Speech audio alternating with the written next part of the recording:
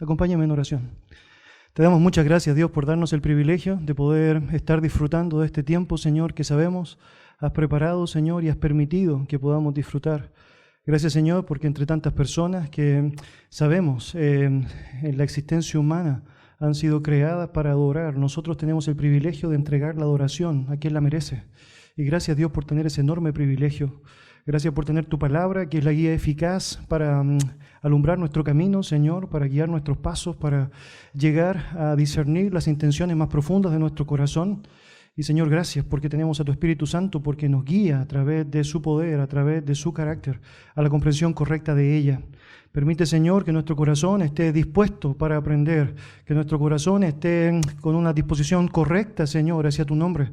Y que, Señor, también me ayudes a poder ser claro en la exposición de tu palabra, para que realmente todos nosotros podamos salir fortalecidos, edificados, desafiados, Señor, arrepentidos si esto es necesario, Señor, humillados ante tu nombre, pero también agradecidos por sobre todas las cosas, porque tu palabra ha hablado, Señor, porque tú te has encargado, Señor, de hacerte vivo en nosotros. Gracias por tremendo privilegio, en el nombre de Jesús. Amén. Amén. Bueno, como ya aprendimos algo de eso en la mañana a través del libro de Gálatas, usted sabe el ataque más fuerte que recibió la iglesia primitiva. Era el ataque que se llevó adelante por medio de judaizantes. Obviamente, la doctrina de la salvación era atacada directamente, un ataque que sigue manifestándose hasta ahora de diferentes maneras, pero que en su época tenía que ver directamente con esta idea de generar obras más, creer en Jesucristo como lo necesario para poder implicar o manifestar una relación correcta con Dios. Esto era lo que los judaizantes estaban tratando de manifestar. Por lo tanto, los primeros creyentes tuvieron que luchar muchísimo con esta gran batalla, con esta gran lucha que obviamente estaban experimentando. Y sabemos, a medida que va avanzando el desarrollo del Nuevo Testamento, también cada vez se hace mucho más fuerte esta temática para ser tratada con claridad, porque por gracia sois salvos por medio de la fe, dice Pablo allá en Efesios, no por obra, para que nadie se gloríe. Por lo tanto, es evidente, cada vez necesitamos fortalecer mucho más allá. Esto era lo que tenían que pensar en la iglesia primitiva y hasta ahora. La salvación solo por la fe, la salvación solo por la gracia que la palabra del Señor nos enseña y nos describe. No hay absolutamente nada, humanamente hablando, que podamos hacer para obtener la salvación. La única contribución que tú y yo hacemos, sabemos, es el pecado. Por lo tanto, obviamente necesitamos a Cristo y su obra en nosotros para poder acercarnos a Él. Estamos en Gálatas, es el comienzo de la iglesia avanzando allá en su expansión. Y como podrá imaginar, esta temática que estoy mencionando se ha sentado fuertemente allá en la lógica de esta congregación o de estas congregaciones allá en Galacia.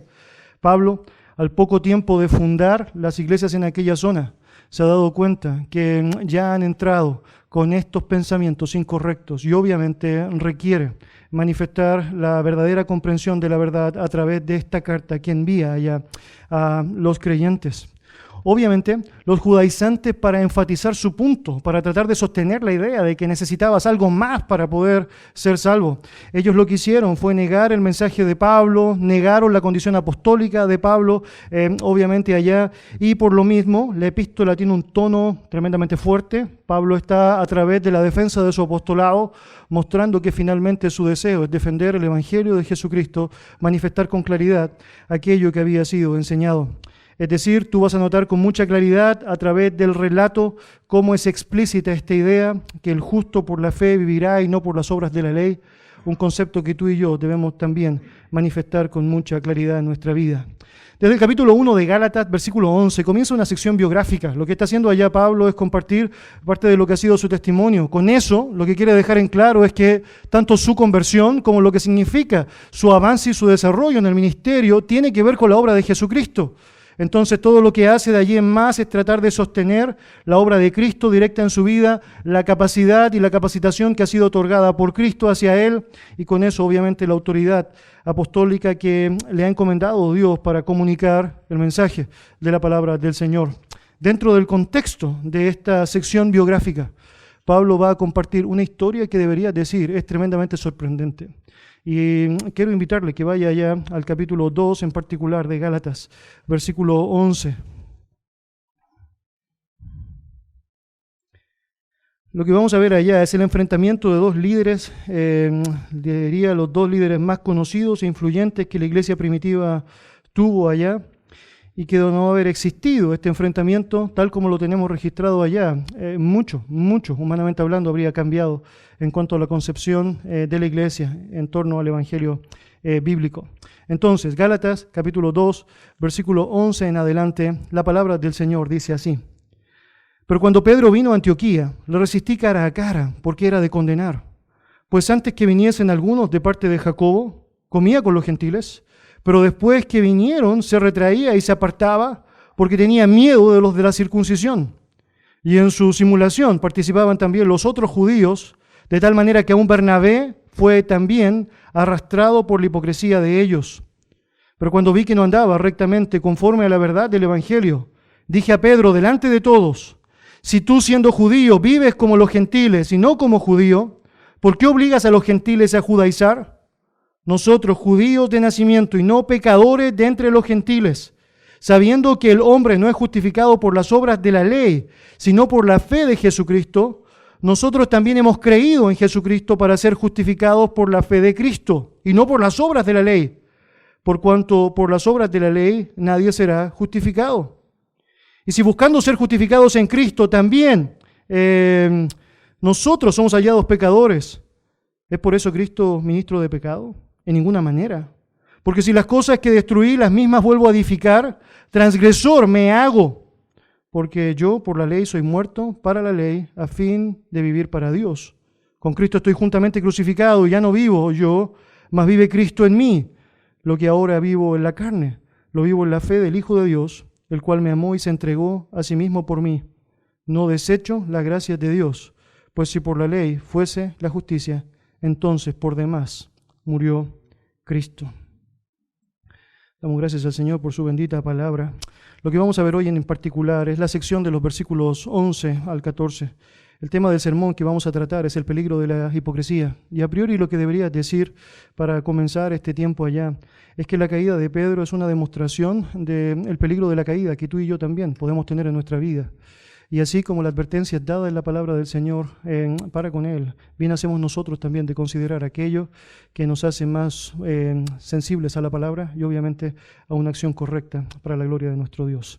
En primer lugar, lo que tú y yo vemos allá en el relato es la confrontación. Permítame hacer un marco histórico de lo que está pasando hasta acá en la historia de la iglesia, en primer lugar, para poder tener claridad en cuanto a lo que está pasando y cómo está pasando todo esto allá en este contexto. Lo que voy a hacer es compartir a través de la luz que da el libro de los Hechos y el libro de Gálatas en relación a qué es lo que ha pasado hasta ahora en el ministerio de Pablo hasta acá. Pablo comienza allá en la sección de los Gálatas diciendo que luego de ser alcanzado por la gracia de Dios allá en este camino a Damasco mientras perseguía a la iglesia, la determinación o la guía del Señor para con su vida le lleva a Arabia. Luego de estar en Arabia va a Damasco y pasan 3 años para que él por primera vez vaya a Jerusalén y tenga un encuentro pequeño por 15 días con el apóstol Pedro. Es decir, pasaron 3 años para que recién él tuviese un encuentro directo con uno de los apóstoles de Jesucristo. Todo esto Pablo lo menciona en Gálatas para decir que su autoridad no fue dada por los apóstoles para poder llevar adelante el ministerio, sino que fue encomendada por Jesucristo, que la capacitación teológica no fue dada por los apóstoles, sino que fue dado por Jesucristo, y con esto validar lo que significaba ya su ministerio. La palabra del Señor dice que está allá con Pedro 15 días y aunque no sabemos el detalle de lo que conversaron, es evidente que aprovecharon bien el tiempo, es evidente, obvio, que estaban hablando del Evangelio, es obvio que estaban hablando de cómo Dios les había alcanzado. Lo cierto es que después de estar allá, él va a Siria y Cilicia. En particular, esta es la zona donde está Tarso, la ciudad natal de Pablo. Junto con eso, algo ha pasado. Antioquía ha sido alcanzada por el Evangelio. La Biblia nos dice en el libro de Hechos que, producto de la persecución de Esteban, muchos habían ido a las zonas esparciendo el Evangelio y en particular algo pasó sorprendente en Antioquía. De hecho, la palabra del Señor dice en Hechos lo siguiente: la mano del Señor estuvo con ellos y gran número creyó y se convirtió al Señor. Fue tan impresionante lo que pasó en Antioquía que los apóstoles, según el relato del libro de los Hechos, mandaron a un hombre de confianza para que fuese a ver lo que pasaba. Este es Bernabé. Y Bernabé, un hombre bien reconocido, un hombre lleno del Espíritu Santo, como describe la palabra, dice que al ver la obra del Señor en Antioquía se sorprende en gran manera, da gran gloria al Señor y se goza porque Dios está obrando activamente allá. Comunica esto y hace algo bien interesante. resuelve ir a Tarso a buscar específicamente a Pablo. Hasta ese entonces, usted debe imaginar, Pablo no era una persona todavía de gran confianza para el resto de los cristianos, su testimonio no era el mejor, pero Bernabé tiene esta iniciativa de llamarle, convocarle y junto con él establecer lo que es el liderazgo en la iglesia de Antioquía. Ahora, Antioquía es muy sorprendente en la historia de la iglesia. Usted debe saber que es el primer lugar, por ejemplo, en donde se llamó a los cristianos cristianos. Esto habla muy bien de lo que significaba su propia disposición a vivir como Cristo. Aunque usted sabe, este era un apodo, una burla hacia ellos, lo cierto es que era una burla con razón. Ellos estaban imitando a su Señor. Esto hablaba muy bien de su deseo de hacer lo que debían. Y lo cierto es que tanto fue la obra del Señor allá, que aún ellos están en disposición de nombrar buenos líderes y más encima, de enviar a personas a la obra del ministerio.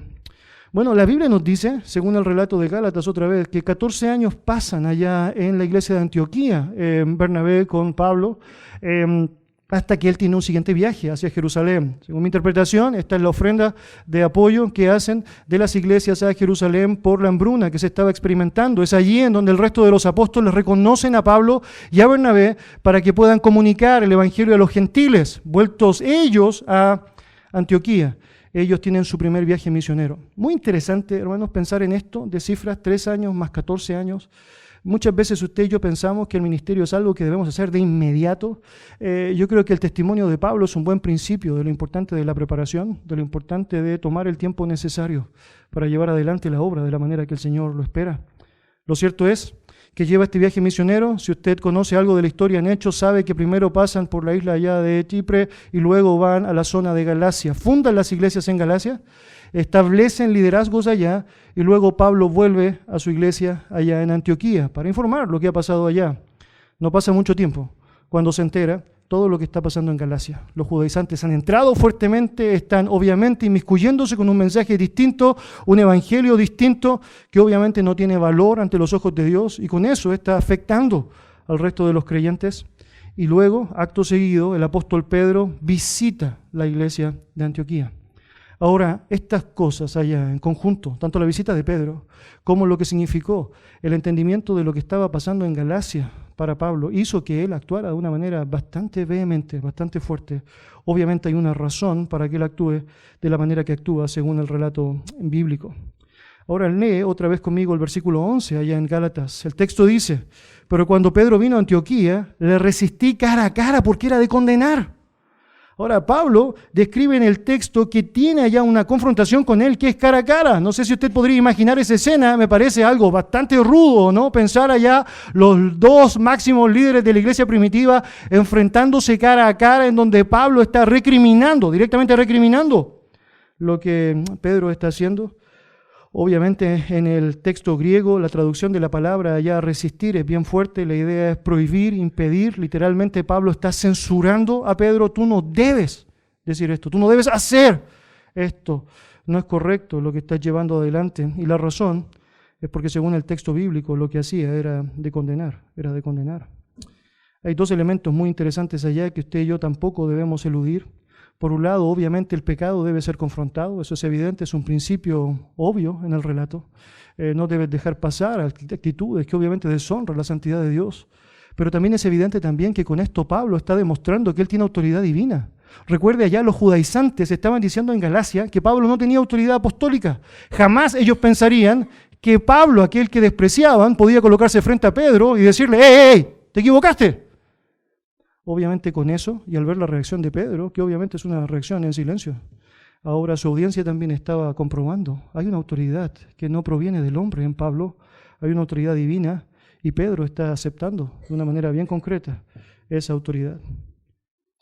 Entonces tenemos allá una confrontación, lo que el texto nos sigue hablando allá es la causa. Mira versículo 12. Pues antes de que viniesen algunos de parte de Jacobo, comía con los gentiles, pero después que vinieron se retraía y se apartaba porque tenía miedo de los de la circuncisión. Hermanos, según el texto hubo un antes y un después de Pedro en su relación con los hermanos en Antioquía, pero no fue Dios precisamente quien generó ese cambio. Según el relato bíblico, es el miedo enfocado en el hombre que hizo que Pedro actuara de la manera que estaba actuando. Esta es la descripción de la escena. Pedro en su visita a Antioquía comía con los gentiles. Él sabía específicamente que no había nada de malo con eso. Él ya había aprendido eso de parte de Dios. Usted seguramente conoce el relato allá en Hechos capítulo 10. ¿Recuerda la escena? Mata y come, no llames. Inmundo a lo que yo he limpiado. Fue la descripción que Dios le dijo específicamente allá. Él aprendió de manera muy clara, según la palabra del Señor, que ya no había diferencia. En Cristo ya no había ni judío ni griego. Él había generado este valor precioso en lo que significaba la salvación. De hecho, muy interesante, porque el propio relato de Pedro en Hechos 10 describe que él lo entendió. Déjeme leer para usted el versículo 28, en donde él dice: vosotros sabéis cuán abominable es para un varón judío juntarse o acercarse a un extranjero, pero a mí me ha mostrado Dios que a ningún hombre llame común o inmundo, que a ningún hombre llame común o inmundo. Es decir, Pedro lo sabía. Por lo tanto, con esa libertad, cuando él llega a Antioquía, come, es decir, con las personas de Antioquía, come con los gentiles. Y usted debe saber, come lo que comían los gentiles. Es decir, usted debe imaginar, Antioquía es una ciudad llena de personas que son gentiles, que tenían una práctica pasada que era absolutamente pagana. Por lo tanto, obviamente, seguían con muchas de estas lógicas en lo que era su propia vida diaria, aún en la práctica de su alimentación. Y estaban allá invitando a Pedro a comer. ¿Quieres ir a mi casa? Sí, decía Pedro. ¿Quieres comer de mi mesa? Sí, por supuesto. Y Pedro compartía con ellos. Lo que hacía hasta ese punto era fantástico, era correcto, era bueno. Le estaba dando un testimonio vivo de lo que significaba la fe correcta en Jesucristo. Pero hay un hasta en el relato, ¿no? Algo pasó que hizo cambiar esa actitud de Pedro. Según el texto bíblico, el relato nos dice: pero llegaron algunos de parte de Jacobo. Y eso hizo un cambio en la actitud, en la disposición, en la forma que Pedro tuvo de relacionarse con otros. Las palabras de parte allá han generado algunas diferencias. Algunas personas interpretan eso como que eran enviados de Jacobo. Recuerde, Jacobo, el hermano de Jesús, era el pastor de la iglesia en Jerusalén. Ahora, esa interpretación haría entender entonces que Jacobo también era judaizante, creía que eran necesarias las obras para la salvación. Me cuesta aceptar aquel punto. Recuerde, luego él será la voz cantante en el concilio de Jerusalén diciendo no es correcto aceptar aquella posición. Otra interpretación que se da al relato es que eran algunos impostores que se habían hecho pasar como que venían de parte de Jacobo.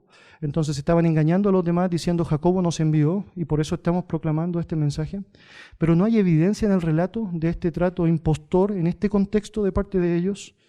Tiendo a pensar que la idea es más que vienen de la iglesia de Jacobo, personas que han salido de la iglesia de Jacobo y ahora con su propia autonomía están tratando de promulgar algo que les parece en su propia mente sensato, pero que sabemos ante los ojos del Señor era completamente impropio. Ahora, notando, Pedro, que ellos llegaron a la iglesia de Antioquía, según el relato bíblico, cambió. De hecho, el texto señala que se retraía y se apartaba de aquellos con quienes antes comía. Obviamente, su actitud era completamente distinta.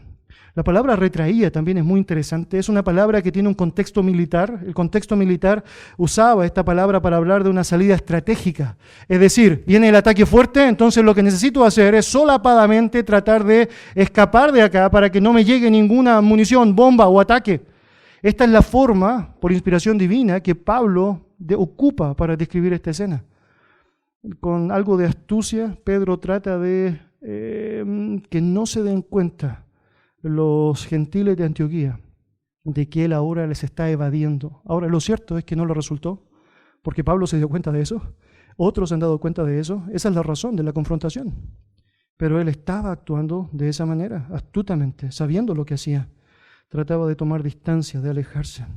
Mis hermanos, esto es lo que la Biblia enseña como hipocresía, y usted y yo debemos saberlo. Pedro sabía la verdad. De hecho, él creía la verdad. Nadie va a negar que Pedro creía en la justificación por la fe sin necesidad de las obras de la carne. Él lo sabía, él lo creía. El problema con Pedro es que no estaba dispuesto a vivir en coherencia con eso.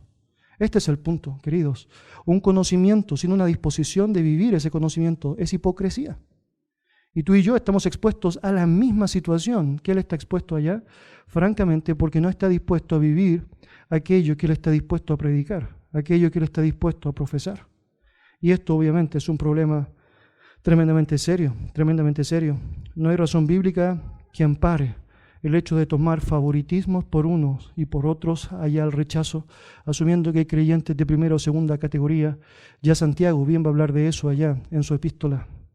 Por lo tanto, obviamente, Pedro no está actuando bien. Él sabía que en Cristo no había diferencia entre judío y gentil, sin duda. Él ya sabía que Dios había separado el muro de división existente. Él sabía sin duda alguna que no había necesidad de llamar inmundo a lo que Dios había limpiado. Entonces, ¿por qué hizo lo que hizo? ¿Por qué lo hizo? ¿Por qué lo hizo? Y allí el relato nos está dando la razón de por qué muchas veces tú y yo somos hipócritas. Mira lo que dice el texto bíblico otra vez allá.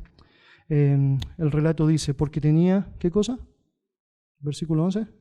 Porque tenía miedo de la circuncisión. Mire, esta es la razón bíblica que se da para esta actitud hipócrita de parte de Pedro. Su temor por el hombre fue mayor que su temor por Dios. Este es el punto allá. Y eso es exactamente lo que antes había sucedido en su historia. ¿Recuerdas allá la noche antes de que Jesucristo fuese entregado? Oye, yo creo que te he visto con los otros discípulos de Jesucristo, ¿no? ¿Y qué dice Pedro? No, yo no fui, yo no he sido. No, nosotros creemos, tú hablas como ellos. No, yo no estaba allá. Porque Pedro negó hipócritamente a Jesucristo. ¿Sabe por qué? Bueno, porque tuvo miedo. Miedo de los hombres. No deja de ser llamativo cuando tú ves la escena y piensas en la escena, por ejemplo, en Mateo 10, cuando Jesús está enseñando a sus discípulos, que Pedro haya estado presente precisamente cuando Cristo enseñó la siguiente verdad. Y no temáis a los que matan el cuerpo, mas el alma no pueden matar.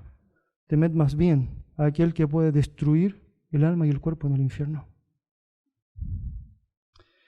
Mire, Pedro tuvo temor a perder su popularidad. Pedro tuvo temor a que otros pensaran mal de él, aunque realmente con lo que hacía estaba provocándolo igual.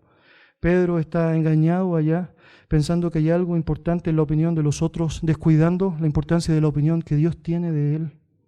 Y esto es precisamente lo que tú y yo muchas veces nos podemos ver confrontados. Lo que sucedió con Pedro, queridos, es una gran enseñanza para ti y para mí. Cada acto hipócrita de nuestra vida refleja que tememos más al hombre de lo que deberíamos temer y que tememos mucho menos a Dios de lo que deberíamos temerle a Él. Y lo cierto es que en muchas ocasiones hemos sentido esa horrible opresión del lazo del temor, aquel temor del hombre, que nos evita, por ejemplo, hablar ciertos temas controversiales para que algunos no piensen que no somos tan populares en nuestra forma de ser, que hace que asintamos ciertas cosas que sabemos bíblicamente están mal, que hagan que cuando nos preguntan directamente sobre algo no estamos dispuestos a responder a aquello o respondemos con un no sé, cuando francamente la palabra del Señor es clara para decirnos que debemos estar preparados para presentar defensa delante de todo aquel que demanda razón de la esperanza, cuando la Biblia nos dice con claridad que debemos contender ardientemente por la fe, cuando la Biblia nos demanda con claridad de que debemos vivir aquello que hemos creído para la gloria del Señor. Cuando usted y yo no estamos precisamente en ese sentir, la hipocresía es lo que va a salir, obvio, eso es lo que va a salir. En Proverbios 29, versículo 25, la palabra del Señor dice, el temor al hombre es un lazo. La idea de ese lazo allá es una trampa. Tu temor hacia el hombre te atrapa a ti mismo. Pedro, pensando que quería quedar bien con algunos, finalmente igual estaba quedando mal con otros. De hecho, el propio apóstol Pablo necesita decirle, estás muy mal. Pero el mismo Proverbios dice, pero el que confía en el Señor estará seguro. Seguro. En el Señor, seguro. Mire, el apóstol Pablo sabía de lo que estaba hablando. ¿Recuerda su vida antes de Cristo? Él se había dedicado absolutamente a hacer lo que el hombre quería que hiciera. De hecho, él trataba de hacerlo. Si el hombre quería, obviamente, resistir a ciertos enemigos, lo hacía. Según el relato allá en Filipenses, tú sabes, era fariseo de fariseos. Por lo tanto, tenía un magíster en hipocresía. Él sabía absolutamente cómo enfrentar aquello. Y obviamente se había encargado de vivirlo. Esa es la razón por la cual comienza el libro de los Gálatas poniendo en claro el punto. Él ya no está dispuesto a jugar ese juego. De hecho, mire lo que dice Gálatas capítulo 1, versículo 10. Él dice, ¿busco ahora el favor de los hombres o el de Dios? ¿O me esfuerzo por agradar a los hombres? Si yo todavía estuviera tratando de agradar a los hombres, no sería siervo de Cristo. Es porque Pablo sabía, no hay un punto medio. O agradas a Dios, francamente, y con eso, y haciéndolo de manera correcta, sirves a otros, o agradas al hombre y lo que el hombre quiere, y con eso obviamente te constituyes lejos de ser un siervo de Cristo. Pablo, al ver caer a Pedro, lo enfrenta con rigurosidad, enfrenta la actitud hipócrita de Pedro con rigurosidad, y obviamente él sabe que el entendimiento del Evangelio está en juego, producto de lo que Pedro está tratando de hacer allá y lo que otros están mirando de Pedro, por lo tanto no va a perder tiempo. Él necesita actuar.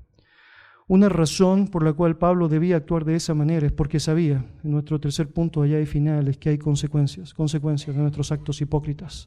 Mira lo que dice versículo 13, por favor, allá, la palabra de Dios.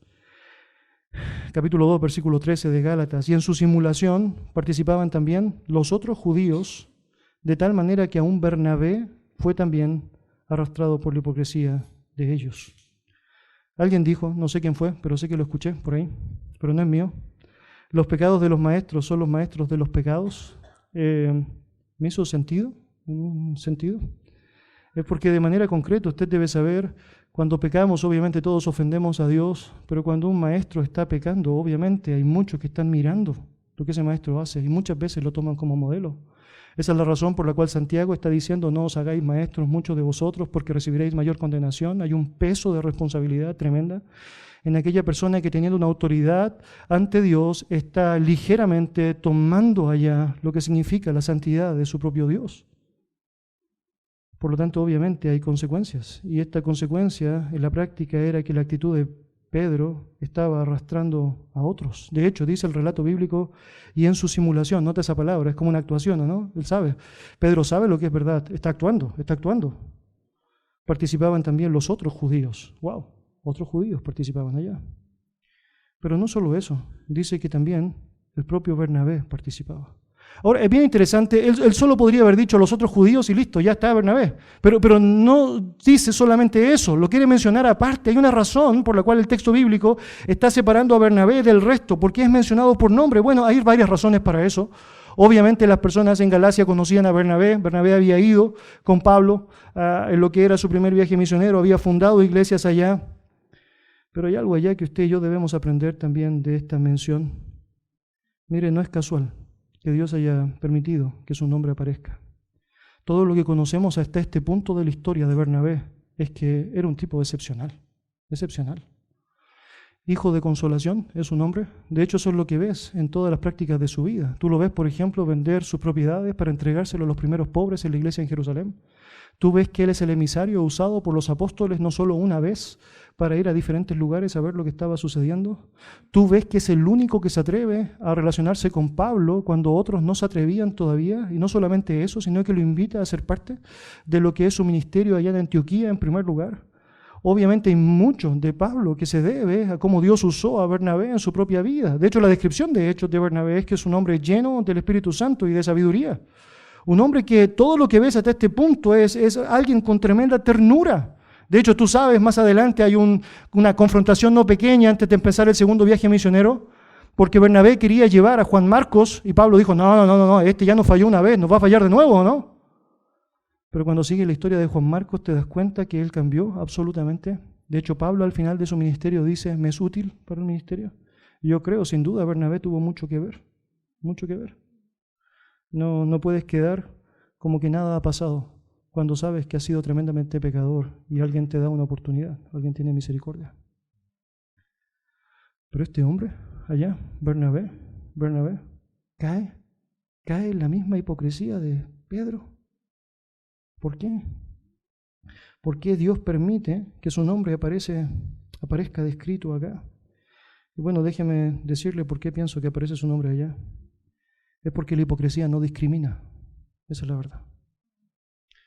Lo cierto es que hay una lección para ti y para mí. Si estos hombres de Dios, Pedro y Bernabé, han caído de esta manera, ¿cuán expuesto estás tú y yo a caer de la misma manera? Hipócrita ante Dios. La palabra hipócrita en el idioma original de la Biblia significa el que se pone una máscara y hace referencia a un actor que se ponía diferentes máscaras para determinar diferentes estados de ánimo. Usted sabe, la máscara no refleja necesariamente lo que hay detrás. O sea, si yo me pongo una máscara de Brad Pitt, eso no refleja lo que está detrás, obviamente. Usted debe saber, habían diferentes ideas o estados de ánimo que se presentaban allá y obviamente con esto se representaba la simulación más grande que alguien podría tratar de hacer en actuación. Bueno, esto es lo que está pasando específicamente allá. En la hipocresía, en la simulación, Pedro, Bernabé y otros están cayendo. Pablo sabe, muchos otros pueden caer y lo hacen por una razón, según el texto bíblico. Miedo del hombre. Obviamente eso necesita ser corregido, necesita ser tremendamente corregido. Siempre debemos evaluar que nuestro testimonio no solamente afecta a nuestra vida, sino que puede afectar nocivamente a otros, a muchos otros. Permítame concluir esta sección a través de algunos principios que yo creo el relato nos permite poder aplicar de este texto que hemos compartido. Hay varios principios que podemos desprender de este relato. El primero que diría es que mucho se ha discutido en cuanto a la manera pública que utiliza Pablo para recriminar a Pedro. Obviamente es algo fuerte, ¿no? Ahora, yo debería decir que la mayor discusión no está en la forma pública en la cual Pablo recrimina a Pedro. La mayor discusión tiene que ver con el registro que quedó de esta confrontación. Es porque Pablo decide escribir esto, y esto obviamente no solo llega a los de Gálatas, sino que hasta nosotros mismos. Es decir, nosotros mismos sabemos del pecado de Pedro. ¿Por qué francamente esto pasó? ¿Por qué esto sucedió así? ¿Por qué Dios permitió que esto fuese registrado de esa manera? Y bueno, debería decir, hay varias razones para comprender este punto. En primer lugar, debería decir, ellos están poniendo el fundamento de la iglesia. La razón por la cual probablemente tú, al igual que yo, no creemos en la existencia de apóstoles como los apóstoles al comienzo de la iglesia primitiva, es porque según el libro de Efesios capítulo 3, ellos vinieron con los profetas a poner el fundamento de la iglesia. Luego del fundamento, una vez que el fundamento está bueno, Dios empezó a utilizar a pastores evangelistas, ¿o no?, en cuanto a lo que era el avance y el crecimiento de la iglesia. Ahora, si el fundamento está bien puesto, no necesitas volverlo a poner, esa es la verdad. Usted sabe eso, probablemente la lógica de la construcción. Pero si el fundamento está mal puesto, necesitas poner otra vez fundamento, o otra vez fundamento, o otra vez fundamento, demostrando que el anterior fue incorrecto. Bueno, usted sabe, el fundamento fue puesto por Dios. Jesucristo fue la principal piedra del ángulo y los apóstoles y profetas hicieron correctamente el trabajo. Esa es la razón por la cual tú y yo ahora nos sostenemos en pie. Es porque el fundamento fue correcto, entre otras cosas. Ahora, en ese contexto en donde el fundamento se está estableciendo, obviamente era muy necesario que los apóstoles y profetas de Dios estuvieran muy alertas de no cometer errores. Por lo tanto, lo que está haciendo allá de manera particular Pablo es proteger a Pedro. ¡Ey, Pedro, no podemos permitir que el Evangelio de Jesucristo sea adulterado. No podemos permitir que un mensaje sea distorsionado. No podemos permitir que caigamos de esta manera. Debería decir que hay una manera muy preciosa en la cual tú y yo podemos entender este texto, que yo creo que nos va a ayudar mucho para comprender la razón por la cual Pablo está haciendo esto de esta manera. Mire, cuando usted lee Eclesiastés capítulo 4, versículo 10, usted va a leer una frase que seguramente ha escuchado antes. Porque si cayere el uno, levantará a su compañero, pero ay del solo, que cuando cayere no habrá segundo que lo levante. Lo que realmente vemos acá es un cristiano que cae y otro que en vez de dejarlo solo, que se siga cayendo y que haga con su caída que otros caigan, quien ayuda a levantarlo. Eso es precisamente lo que estamos viendo allá. ¿Quiere un versículo para eso? Bueno, diría Proverbios capítulo 27, versículos 5 y 6. Mejor es reprensión manifiesta que amor oculto. ¿Sí? Usted y yo valoramos muchas veces que la gente no nos diga la verdad, sobre todo cuando esa nos duele, ¿o no? Pero la palabra del Señor nos dice que la reprensión manifiesta es mucho mejor que ese amor, es decir, impropio y oculto. Fieles son las heridas del que ama. Pero también la palabra del Señor dice que son importunos los besos del que aborrece. Hermanos, hay un principio allá que tú y yo no debemos olvidar. Todos necesitamos de reprensión, todos necesitamos de alguien que nos levante, todos necesitamos que alguien a fin de cuentas nos ame. Y yo creo esta es una gran manera en cómo tú puedes ver este relato. Pablo amando a Pedro, al punto de no querer que éste caiga. Y con esto, obviamente, evitando que otros puedan seguir cayendo en esta simulación. Pablo sin duda sabía que su silencio, sumado al pecado de Pedro, iba a ser una mezcla nociva para el avance del Evangelio de Jesucristo. Por lo tanto, la base tiene que quedar bien establecida. Un segundo principio que tú y yo podemos aprender de este relato es que obviamente nos podríamos preguntar en algunas ocasiones cómo es posible que Pedro y el propio Bernabé hayan caído tan bajo. ¿Cómo es posible que estos hombres, que aprendieron, obviamente en el caso de Pedro, del propio Señor Jesucristo, haya caído de la manera que cayó? ¿Cómo es posible que no aprendió la lección si vez tras vez fue confrontado por su hipocresía en el ministerio allá con Jesucristo mismo mientras estaba presente en la tierra? ¿Cómo es posible que siguió con eso? ¿No había cambiado todo allá en Pentecostés con su gran predicación, comenzando allá lo que era la predicación del Evangelio con la iglesia primitiva? ¿Cómo es posible? Y yo diría, si tú y yo nos preguntamos mucho eso, el cómo es posible, probablemente no hemos dimensionado la magnitud de la maldad que existe en nuestra propia carne. Déjeme decirlo así. El apóstol Pablo lo tenía tan claro que lo dijo de esta manera. Y yo sé que en mí, esto es en mi carne, no mora el bien. Porque el querer hacer el bien está en mí, pero no el hacerlo. No el hacerlo. Hermanos, podemos caer, eso es cierto, pero también en la gracia del Señor nos podemos levantar. Esa es la verdad. Debemos arrepentirnos y debemos volver al camino. Y obviamente debemos tener mucho cuidado con alarmarnos tanto de los pecados de los demás, que no estemos dimensionando nuestro propio pecado, que estemos tan preocupados de mirar la paja en el ojo ajeno, que no miremos la tremenda viga que está entorpeciendo el nuestro, que creamos que somos lo suficientemente firmes al punto de que nuestra caída se haga mucho más evidente y dolorosa. Debemos saber que estamos expuestos y necesitamos del Señor todo el tiempo, necesitamos del Señor. Un tercer principio que yo creo es tremendamente atingente a este punto es que probablemente estamos acostumbrados a ver en la esfera del cristianismo un montón de líderes que son tremendamente autoritarios, líderes que tratan de defenderse con violencia cuando alguien en amor les muestra el error, líderes que hacen que muchas veces las personas tengan mucho más temor de Él como hombre que de Jesucristo mismo como Dios, líderes que no están dispuestos a que nadie les rechace o les refute o les diga algo que es verdad, y que obviamente con mucha vehemencia están dispuestos a tapar la boca de aquellos que con amor decidan corregirlos o desean animarles. Lo cierto es que cuando tú ves este relato te das cuenta que ese no era el formato de la iglesia primitiva. Hermanos, están poniendo el fundamento de la iglesia y mire la actitud de Pedro, es sorprendente, es sorprendente. Pedro está viendo cómo Pablo cara a cara frente a otras personas le está diciendo hipócrita, hipócrita, hipócrita, y la actitud que la Biblia nos da de Pedro es una actitud mansa, mansa, mansa. Pedro no responde. De hecho, toda la evidencia bíblica que tenemos de este relato es que Pedro actúa correctamente, muy correctamente. De hecho, luego en su segunda epístola va a hablar fuertemente en contra de los judaizantes, que no quede duda, aprendí la lección. ¿La aprendió? De hecho, algo que me parece aún más sorprendente, en su segunda epístola, en el capítulo 3, Pedro habla del amado hermano Pablo. Esa no es la actitud que tú y yo tendríamos, ¿o no? Probablemente en nuestra carne. Alguien me confronta, alguien me exhorta, gracias por la exhortación, no me hables nunca más.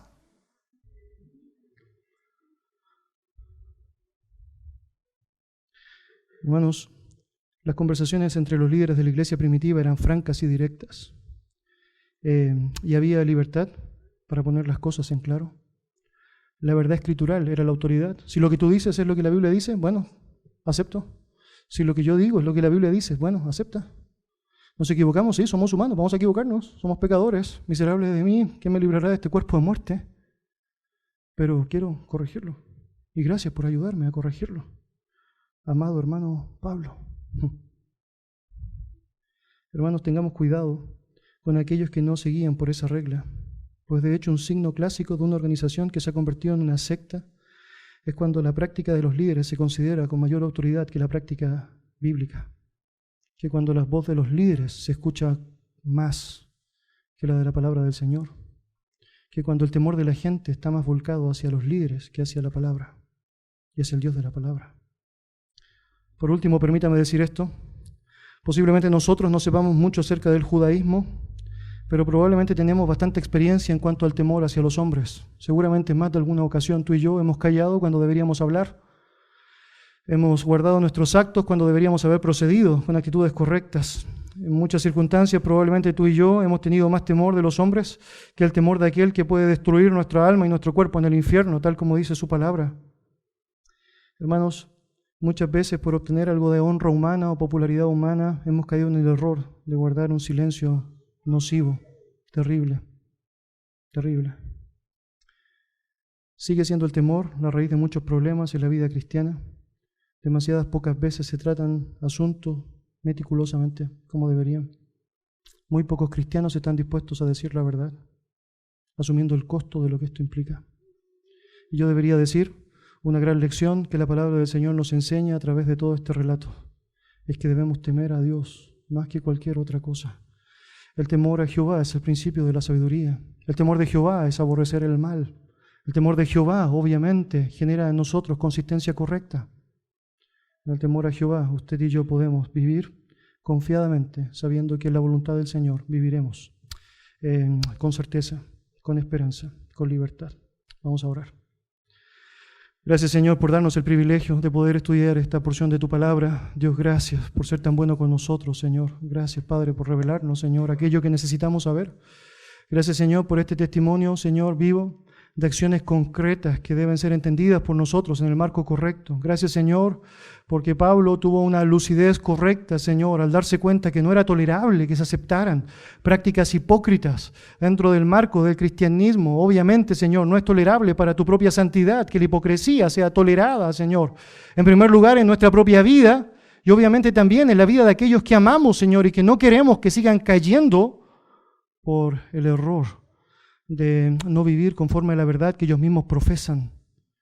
Señor, te damos muchas gracias por tener la posibilidad también de ver parte del testimonio de Pedro, su disposición a escuchar, a aceptar, Señor, a cambiar, a ser corregido, Señor, y también a seguir adelante a pesar de la caída, Señor, que sabemos, podemos experimentar, pero que en ti podemos encontrar la gracia suficiente para volver a avanzar.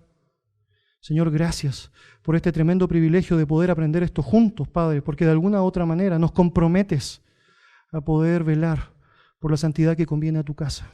Gracias, Señor, por el tremendo privilegio. En el nombre de Jesús. Amén. Que el Señor les bendiga. Muchas gracias.